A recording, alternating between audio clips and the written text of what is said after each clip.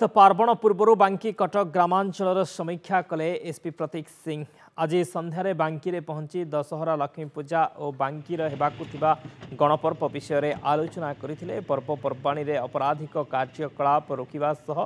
किपरि traffic नियंत्रण करा से सबुर समीक्षा करिसेंती। यात्रा देखा आसुथिबा लोकमानंकर जेपरि कौनसी असुविधा न हेबो और शांति श्रृंखला रे किपरि महोत्सव नियंत्रण करा से नहीं महोत्सव कमिटी और बांकी थानार अधिकारी एवं अन्य स्टाफ को सह मध्य आलोचना करिसेंती समीक्षा करिसेंती एसपी प्रतीक सिंह।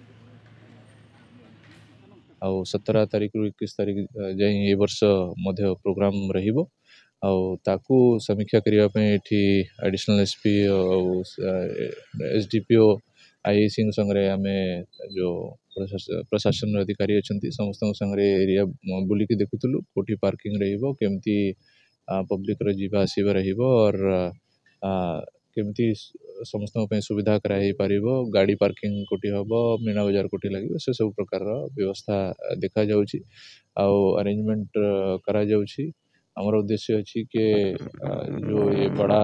महोत्सव अच्छी जो प्रत्येक वर्ष हुए ताको आम भल भाव में कराई पारिबो लोक भी यार आनंद पाई पारिबो।